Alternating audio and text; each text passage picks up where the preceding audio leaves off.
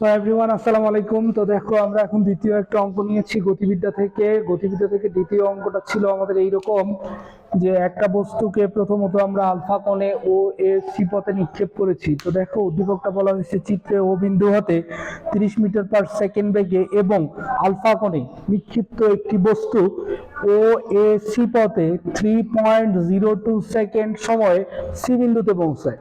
তাহলে দেখো এভরিওয়ান এখানে যে ব্যাপারটা বলা হয়েছে যে প্রথমে একটা প্রাসকে নিক্ষেপ করা হয়েছে, সেই প্রাসটা এইখান থেকে এইখানে এসে পতিত হয়েছে। দ্যাট মিনস এইটা হলো আমাদের ও পয়েন্ট, ও থেকে আমাদের সি পয়েন্টে পতিত হয়েছে। তো ও থেকে সিতে আসার জন্য যে সময়টা লাগছে সেই সময়টা কত, সেই সময়টা এখানে দেয়া আছে আমাদের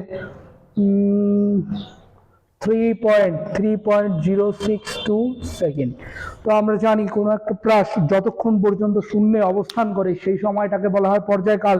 দ্যাট মিনস আমাদের এইখানে প্রাসের পর্যায়কাল দেয়া আছে।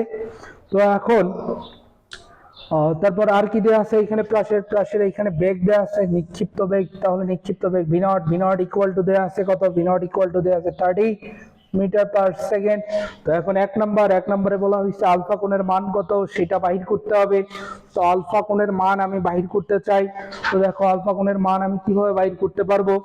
তো আমরা জানি পর্যায়কাল v0 জানি, এখন আমাদেরকে আলফা কোণের মান বাহির করতে হবে। আলফা ইকুয়াল টু হোয়াট, তাহলে পর্যায়কাল আর v0 এর মধ্যে সম্পর্ক কি আছে, পর্যায়কাল আর v0 এর মধ্যে সম্পর্ক আছে t ইকুয়াল টু, তো সলিউশন 1। তো পর্যায়কাল আর আদিবেগ এদের মধ্যে সম্পর্ক হলো t equal to v0 sin theta divided by g. এখানে দেখো যে 2v0 sin theta divided by g. তো এইখান থেকে যদি আমি ক্যালকুলেশন করি, তো এইখান থেকে ক্যালকুলেশন করলে একটু আমি ভেঙে করতেছি যে gt ইকুয়াল টু আসবে আমাদের 2v0 sin থিটা। ওকে, ভেরি গুড। তো এইখান থেকে আমাদের যেটা আসতেছে তোমরা একটু ভালোভাবে তাকাও। তো সাইন থিটা ইকুয়াল টু আসলো GT divided by 2v0। Okay, তো থিটা ইকুয়াল টু কি হয়ে যাচ্ছে ভাইয়েরা, sine inverse GT divided by 2v0। Okay, তাহলে sine inverse G means to হলো 9.8, টি পর্যায়কাল মিনস টু হলো 3.062 divided by 2v0। 2 into v0 এর মান কত দেওয়া আছে 30 মিটার পার সেকেন্ড। সো এইটা আমাদের ক্যালকুলেশন করলে হয়ে যাবে। তো আমরা ক্যালকুলেশন করতেছি 9.8 into 3.062 divided by first bracket দিতে হবে না, এখানে ডিরেক্ট 60। তো 60 করলে আসে আমাদের সাইন ইনভার্স 0.5, আর আমরা জানি সাইন 30 ডিগ্রি এর মান 0.5, তার মানে আলফা কোণের মান হবে আমাদের 35। তো এইখানে আসলে থিটা হবে না, সরি, এইখানে যদি আমরা আলফা দেই, আলফা দিলে আমাদের আরো সুবিধা হয়ে যায়, ডিরেক্ট আলফা এর মান বাইরে হয়ে আসে। তো এইখানে আমি আলফা দিয়ে দিলাম যে 2v0 sin alpha divided by g. যদিও বা আমরা বইয়ের সূত্রটা জানি যে t equal to 2v0 sin theta divided by g. তো এইখানে আমরা থিটা ইকুয়াল টু জানি যে প্রাসকে কত কোণে নিক্ষেপ করা হইলো।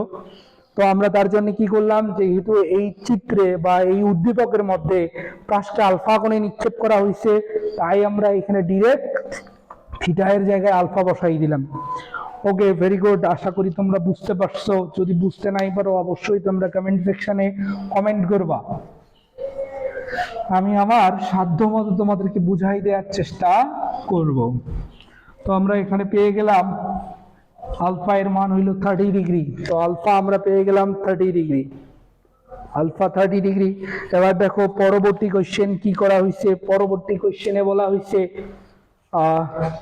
ও বি সি পথে বস্তুটির সি বিন্দুতে পৌঁছানোর সম্ভাব্যতা গাণিতিকভাবে ব্যাখ্যা করো। তো আমি প্রথমে একটা প্রাসকে 30 ডিগ্রি কোণে নিক্ষেপ করছি, সেটাও গিয়ে সি বিন্দুতে পড়ছে, এবং দ্বিতীয়বার আমি 30 ডিগ্রি কোণে নিক্ষেপ করি নাই, তখন আমি অন্য কোনো একটা কোণে নিক্ষেপ করছিলাম, এটার নাম দিয়ে দিলাম আমি থিটা। সেই থিটা এর মান কত হলে প্রাসটা আবার এই সি বিন্দুতে আঘাত করবে। তো কোনো একটা প্রাস আনুভূমিকভাবে যতটুকু দূরত্ব অতিক্রম করে সেটাকে বলা হয় আনুভূমিক পাল্লা। দ্যাট মিনস যে আমি প্রাসটাকে শুরুতে 30 ডিগ্রি কোণে নিক্ষেপ করছি, তখন যে আনুভূমিক পাল্লা হবে, এবং এবং পরবর্তীতে অন্য কোনো একটা কোণে নিক্ষেপ করছি, সেই কোণেও প্রাসের আনুভূমিক পাল্লা কি হইতে হবে? সমান হইতে হবে। তো দুই ক্ষেত্রে যদি প্রাসের আনুভূমিক পাল্লা সেম হয়, দুই ক্ষেত্রে যদি প্রাসের আনুভূমিক পাল্লা সেম হয়, তাহলে এই নতুন যে থিটাটা বাইর হবে, থিটা ইকুয়াল টু হবে 90 মাইনাস আলফা, মানে শুরুর দিকে থিটা প্রাইম ইকুয়াল টু হবে 90 মাইনাস থিটা। তো তুমি যদি একটা প্রাসকে প্রথমে থিটা কোণে নিক্ষেপ করো, তখন যে আনুভূমিক পাল্লা পাবা, মানে বেগ যদি সেম থাকে, তখন যে আনুভূমিক পাল্লা পাবা, ওই প্রাসটাকে যদি তুমি কি করো 90 মাইনাস থিটা কোণে নিক্ষেপ করো, তখন সেম আনুভূমিক পাল্লা পাবা। দ্যাট মিনস যদি তোমার একটা প্রাসকে তুমি নিক্ষেপ করো, কত ডিগ্রি কোণে নিক্ষেপ করো? যে সামহাউ তুমি এই প্রাসটাকে 20 ডিগ্রি কোণে নিক্ষেপ করছো, দ্যাট মিনস তোমার এখানে থিটা এর মান 20 ডিগ্রি। তো এখন তুমি মনে করো যে এই প্রাসের আনুভূমিক পাল্লা পাইছো 500 মিটার। কত মিটার পাইছো? 500 মিটার। তো এখন যদি এই প্রাসটাকে তুমি অন্য কোনো কোণে নিক্ষেপ করে 500 মিটার অতিক্রম করাইতে চাও, এখানে তোমার প্রাসের বেগ মনে করো যে v0 দেয়া আছে, v0 দেয়া আছে। তো তুমি এই প্রাসটাকে আবার কি করবা? v0 বেগেই নিক্ষেপ করবা। এই প্রাসটাকেই তুমি কি করবা? v0 বেগে নিক্ষেপ করবা। ওকে, v0 বেগে নিক্ষেপ করছো, তোমার আনুভূমিক পাল্লা কত হইতে হবে? তোমার আনুভূমিক পাল্লা হইতে হবে 500 মিটার। তার মানে তোমার আনুভূমিক পাল্লাটাও সেম থাকবে। এখন দেখো তো ভাই, তোমার কি কোণটা সেম থাকলো? কোণটা কিন্তু আর সেম থাকলো না। তো এই কোণটা কত হবে? এই নতুন কোণটা হবে, এই নতুন কোণটা হবে যদি আমি বসাই যে থিটা প্রাইম, এইটা যদি আমার থিটা হয়, যে থিটা ইকুয়াল টু এইখানে আমার ছিল 20 ডিগ্রি, সরি ওইখানে আমি ডিগ্রি সেলসিয়াস বসাই দিছিলাম। তো থিটা ইকুয়াল টু যদি 20 ডিগ্রি হয়, তাহলে থিটা প্রাইম ইকুয়াল টু কত হবে? বলা হয়েছে 90 মাইনাস থিটা। তাহলে 90 মাইনাস থিটা মিন্স হলো 20 degree, that means theta prime হইতে হবে তোমার 70 ডিগ্রি। তার মানে তুমি একটা প্রাসকে যদি 20 ডিগ্রি করে নিক্ষেপ করো একই বেগে, মানে একটা বেগ সার্টেন একটা বেগে যদি তুমি একটা প্রাসকে 20 ডিগ্রি করে নিক্ষেপ করো, নিক্ষেপ করে যদি তুমি কি পাও? 500 মিটার আনুভূমিক পাল্লা পাও, তাহলে ওই সার্টেন বেগে প্রাসটাকে তুমি যদি 90 মাইনাস 20 অর্থাৎ 70 ডিগ্রি কোণে নিক্ষেপ করো, তাও তুমি কি পাবা? একই আনুভূমিক পাল্লা পাবা। যদি তুমি 30 ডিগ্রি কোণে নিক্ষেপ করো, তাহলে ওই একই আনুভূমিক পাল্লা পাওয়ার জন্য আরেকটা কোণ হইতে হবে তোমাকে 90 মাইনাস 30, দ্যাট মিন্স 60 ডিগ্রি। যদি তুমি 50 ডিগ্রি কোণে নিক্ষেপ করো, মানে শুরুর দিকে তুমি একটা প্রাসকে 50 ডিগ্রি কোণে নিক্ষেপ করলা, ওই একই আনুভূমিক পাল্লা পাওয়ার জন্য তোমার প্রাসটাকে 90 মাইনাস 50, দ্যাট মিন্স 40 ডিগ্রি কোণে নিক্ষেপ করতে হবে। আশা করি তোমরা ব্যাপারটা বুঝছো। তো এইটা আমি এখন কি করব? গাণিতিকভাবে ব্যাখ্যা করব যে কোণটা কত ডিগ্রি হলে প্রাসের আনুভূমিক পাল্লাদ্বয় সমান হবে। তো এখন দেখো, আমি এখান থেকে বাহির করতেই পারি এই প্রাসটার আনুভূমিক পাল্লা, মানে প্রথমে যে নিক্ষেপ করছি, প্রথমবার আমি যে নিক্ষেপ করলাম সেই প্রাসটার আমি কিন্তু অ্যাঙ্গেল পেয়ে গেছি ভাই। অ্যাঙ্গেলটা কত পাইছিলাম? অ্যাঙ্গেলটা আমি পাইছিলাম 30 ডিগ্রি। কত ডিগ্রি পাইছি আমি? 30 ডিগ্রি। তো প্রাসের আনুভূমিক পাল্লা আর ইকুয়াল টু আমরা কি জানি? প্রাসের আনুভূমিক পাল্লা 2v0 square, v0 square sin 2 theta divided by g। তো এই যে আমরা পাইলাম v0 square sin 2 theta divided by g। So এখন এইখানে আমি মানটা বসাই দিতেই পারি। তো আগে আমি মান বসাই দিছি না, তো আমি এখন এই প্রাসটাকে 30 ডিগ্রি কোণে নিক্ষেপ না করে অন্য কোনো একটা কোণে নিক্ষেপ করলাম, সেই কোণটার নাম আমি দিয়ে দিলাম কি? Alpha prime. তো আলফা প্রাইম করে নিক্ষেপ করলাম, ভেলোসিটি কিন্তু সব ভেলোসিটি সেম আছে, এইখানেও ভেলোসিটি যা, এইখানে ভেলোসিটিও তাই, এইখানেও v0, এইখানেও v0। তো এইখানে আনুভূমিক পাল্লা কত? এইখানে আনুভূমিক পাল্লাটাও আর।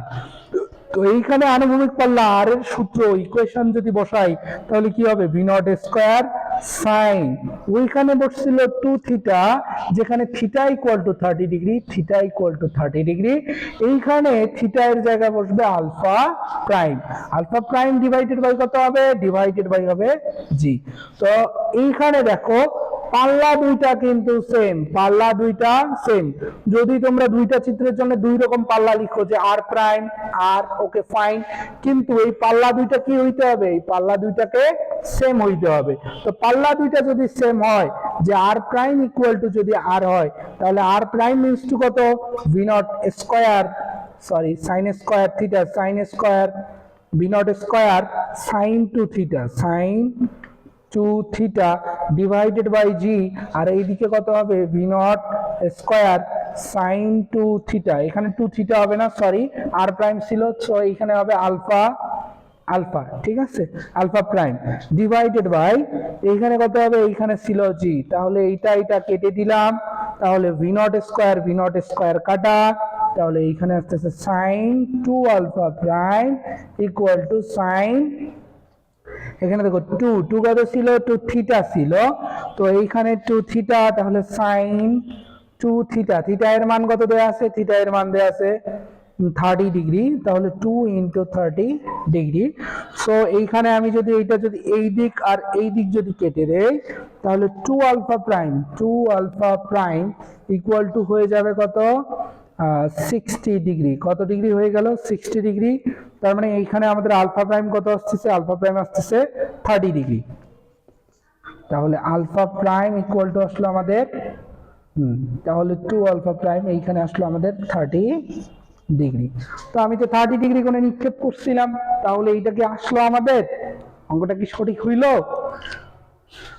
তার মানে আবার তোমাকে 30 ডিগ্রি কোণে নিক্ষেপ করতে হয়, তাই নয় কি? তো 30 ডিগ্রি কোণে নিক্ষেপ করতে হয় আবার, তাহলে আমার আবার চেঞ্জ কি হইলো, চেঞ্জ তো কোনো কিছুই হইলো না।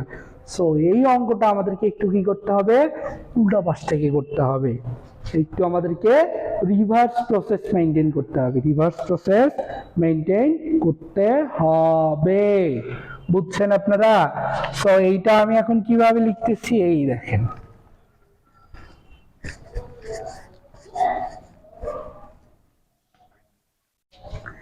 যে আমি এইখানে লিখলাম, আমি এখানে কি লিখবো, যে r prime equal to v naught square sine two theta, মানে 2